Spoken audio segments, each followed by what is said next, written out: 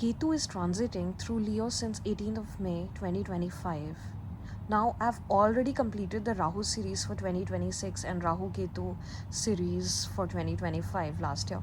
So this is specifically for Ketu transit in 2026. So Ketu is transiting through your 6th house Pisces. Now, from March onwards, if things felt heavier for you, you felt disconnected, exhausted, or just done, it is because Ketu started its transit through the Magha Nakshatra, which is connected to ancestors, lineage, past life, authority, and karma, ruled by Ketu itself. So, here Ketu has become very strong in its power because Ketu is transiting through the nakshatra of Ketu. Now, you are not dealing with just surface level changes anymore. This is a very deep karmic activation happening for you, Pisces. See, 6th house is connected with daily routine, conflicts, health, illnesses, enemies, deaths, court cases, and service. So you might feel like you have no clear direction in life yet and dissatisfied with your daily work, your daily routine, your service. And also you face health challenges at this point, like you can face gut related issues, low immunity, sudden fatigue, and undiagnosed health problems because Ketu drains you silently and you're not able to figure out what health challenges you are dealing with. So you can be surrounded by politics happening around you, and you are just like at this point there is this silent tension going around you and within you. But Pisces, you are not supposed to fight this. Now see, Rahu is also transiting through your 12th house. I've already completed this series just a few days back, and if you have not seen that, please go and have a look. You will find that on my Rahu Ketu playlist. Now 6th and 12th house. So right now all the shadow work that you are dealing with is extremely important for you so that you are able to move forward in life with more productivity, more awareness, more success. So Pisces, you're not supposed to fight this, but actually outgrow all this politics that is happening around you, all this toxicity that's happening around you, all the drama that's happening around you. Ketu is trying to remove all the false attachments. So you will feel detached mentally and unmotivated, and in fact even emotionally numb at times. But do not get into that grief mindset because Saturn is also transiting through Pisces. But this is a karmic detox that is necessary for you. So see, with Rahu in 12th and Saturn in your ascendant, transiting through your ascendant, and I've made a video on a series on that as well, you are going through one of the biggest transformations. So ride with it. Do not try to resist changes, and because Rahu is transiting through your 12th, do not also try to escape, because 12th house is connected with your subconscious self, everything that is away from your normal life, from your material life.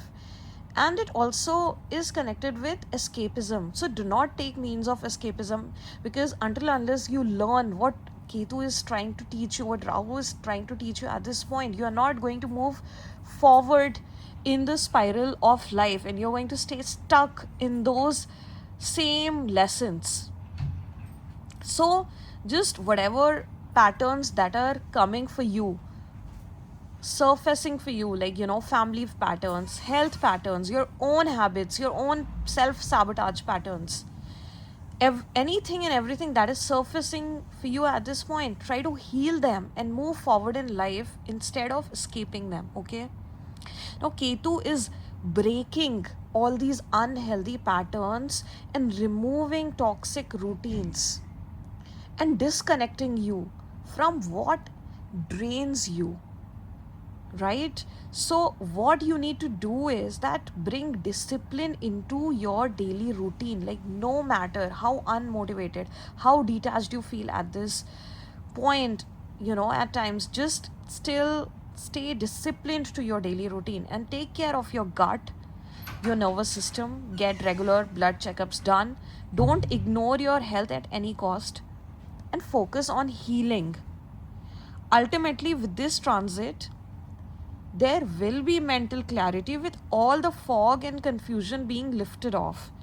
And you will start working in a more intentional, conscious way, breaking free from all the unnecessary drama in your life. Now, Pisces, you are a water sign, the last sign of the zodiac. Pisces merges itself with the higher consciousness. But this is such a deep theme of Pisces life that so many times they are just connected to a lot of toxic people in their life, toxic environment, which where they feel they are getting onto something big, they just end up getting stuck in toxic situations, which leads to escapism and not the spiritual merging that they are thinking. So, this is the illusion that you need to break free from, right?